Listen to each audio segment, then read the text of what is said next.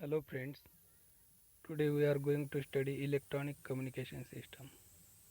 The basic definition of electronic communication system is it is a system used to exchange information and it uses electronic devices to exchange information.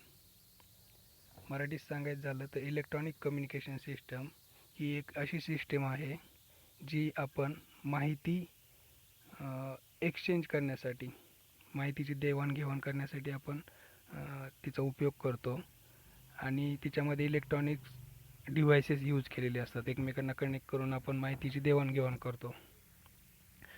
याचं जर best example द्यायचं झालं तर आपण mobile कम्युनिकेशनचं देऊ शकतो, ज्यामध्ये आपण एक पोर्टेबल हँडी डिव्हाइस यूज करतो, त्याला आपण मोबाईल म्हणतो आणि त्या एका मोबाईलचा यूज करून आपण दुसऱ्या मोबाईलसोबत कम्युनिकेशन करू शकतो, किती लाँग डिस्टन्सवर असेल तरी पण. आणखी एक एक्झाम्पल द्यायचं झालं तर landline telephone.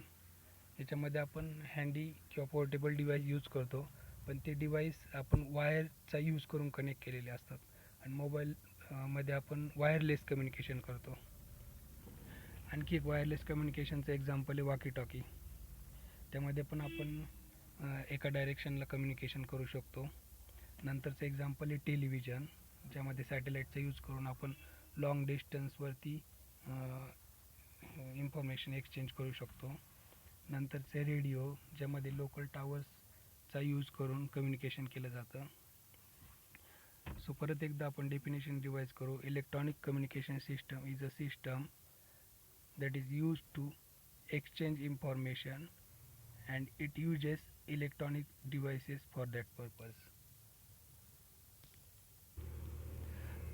Let us see block diagram of communication system. So first block is information source. uh, Information source is provided to input transducer. Output of input transducer is given to transmitter, then transmitter feeds communication channel, then receiver receives signal from communication channel, and then finally output of receiver is given to the output transducer. In this block diagram, another important block is that is noise. Let us study each block one by one. So first block, that is original information. तो original information म्हणजे जी माहिती आपल्याला long डिस्टन्सला send करायची किंवा एका पॉईंटवरून दुसऱ्या पॉईंटला send करायची, ती जनरली चार फॉर्ममध्ये असते. एक audio. Audio can be speech और song or anything that is related to voice or sound. Then another original information can be video, that can be text or can be images. So all original information is categorized in these four terms. After that, second block is input transducer. So next block is input transducer. Input transducer is a transducer that is used to convert original information into electrical signal, because electronic communication system works on electric signal. Therefore we have to convert that original information into electrical signal. For that purpose, generally microphone, cameras, keyboards, scanners or touchpads are used. Microphone converts input audio signal or input voice signal into equivalent electrical signal. Camera captures visuals, or camera is used to record videos, uh, to capture images. Then keyboard is used to generate text. Scanner is used to scan documents, and touchpad. Nowadays mobiles are using touchpads. Therefore touchpad also works as an input transducer that feeds information to the mobile devices. So this is second block that converts original information into electrical equivalent signal. After that, our third block is transmitter. transmitter converts output of input transducer, that is electrical signal, into signal suitable for communication channel. Generally, antenna with transmitter circuit acts as a transmitter in wireless communication, and in optical fiber communication, uh, electronic circuit with LED acts as a transmitter that converts input electrical signal into light signal. म्हणजे transmitter हा एक electronic block आहे किंवा electronic circuit आहे that converts input electrical signal into signal suitable for transmission. After transmitter, next important block is communication channel. Communication channel actually carries the original information or information signal. Communication channel can be metal wires, optical fibers, or electromagnetic waves. In case of landline telephone system, metal wires are used as a communication channel that carries information from one point to another point. Optical fibers are used for fast transmission of information. Generally, internet system uses optical fiber. After that, electromagnetic waves. In all type of wireless communication system, electromagnetic waves are used to exchange information. म्हणजेच communication channel हा एक important block आहे, तो actual information carry करतो over longer distances. त्यानंतरचा आणखी एक important block आहे, that is receiver. Receiver is use to receive signals from communication channel. Generally receiver generates signal that is suitable for output transducers. Receiver is an electronic circuit. After receiver comes output transducer. Output transducer is also electronic device that converts electrical signal generated by receiver into original signal. The examples of output transducers are speaker, display devices, printer. Let us see example of speaker. When input is voice or audio signal,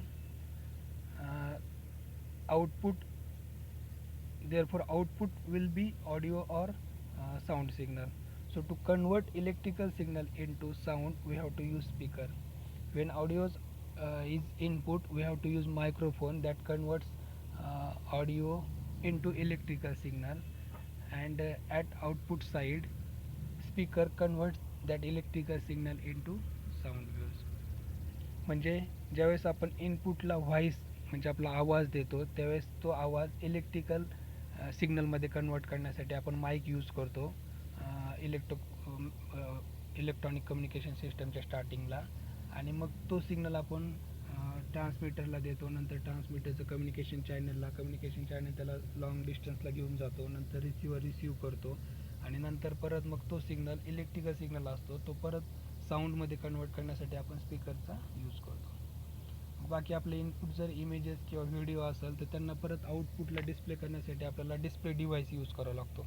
मग generally आपण screen, mobile screen किंवा laptop screen किंवा T V स्क्रीनचा use करतो. नंतर printer. जर आपण long डिस्टन्सला आपल्याला कधी डॉक्युमेंट सेंड करायचे, आपण जनरली फॅक्स किंवा फॅसिमाईलचा यूज करतो.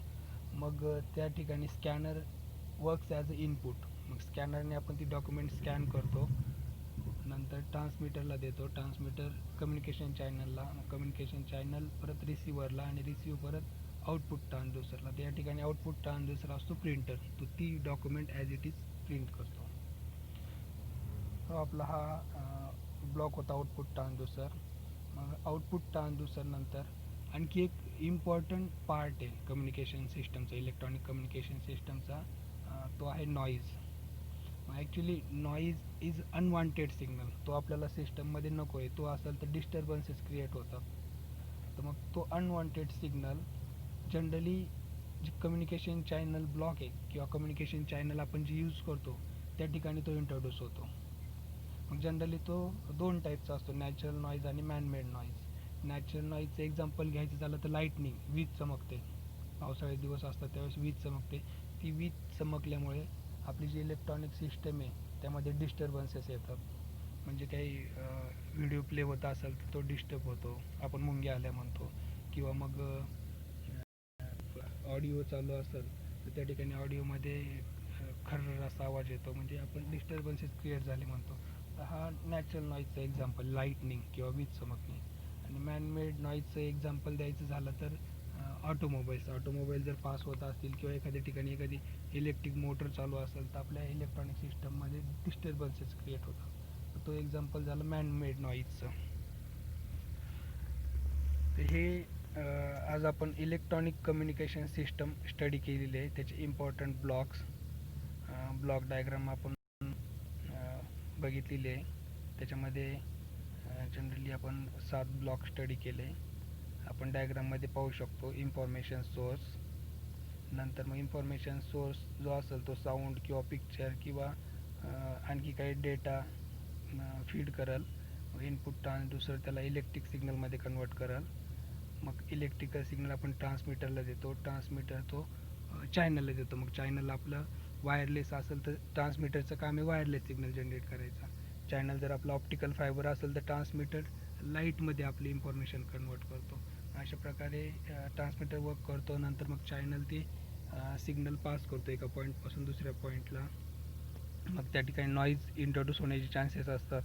तर आपलं कम्युनिकेशन चॅनल जर स्ट्रॉंग असेल तर नॉईज कमीत कमी इंट्रोड्यूस होतो. नंतर रिसिव्हर सिग्नल रिसीव्ह करतो आणि परत त्याला इनपुट फॉर्म जो काही असेल काही असेल तरी तो त्याला इलेक्ट्रिकल सिग्नलमध्ये कन्वर्ट करतो. म्हणजे जर इनपुट ऑप्टिकल फायबरचा इनपुट असेल तर तो लाईट असतो, मग लाईटला परत तो इलेक्ट्रिकमध्ये कन्वर्ट करतो. जर वायरलेस असेल तर इलेक्ट्रोमॅग्नेटिक सिग्नल असतो. रिसिव्हर त्याला परत ओरिजिनल इलेक्ट्रिकल सिग्नलमध्ये कन्वर्ट करतो आणि आउटपुट ट्रान्सड्यूसरला देतो. आउटपुट ट्रान्सड्यूसरच्या ठिकाणी काय स्पीकर, डिस्प्ले डिव्हाइस किंवा प्रिंटर जे काही असेल ते परत त्या इलेक्ट्रिकल सिग्नलला ओरिजिनल फॉर्ममध्ये कन्वर्ट करतो. So today we have studied electronic communication system. तुम्हाला काही क्युरीज असतील किंवा यावरती काही क्वेश्चन विचारायचे असतील तर तुम्ही खाली विचारू शकता. थँक्यू.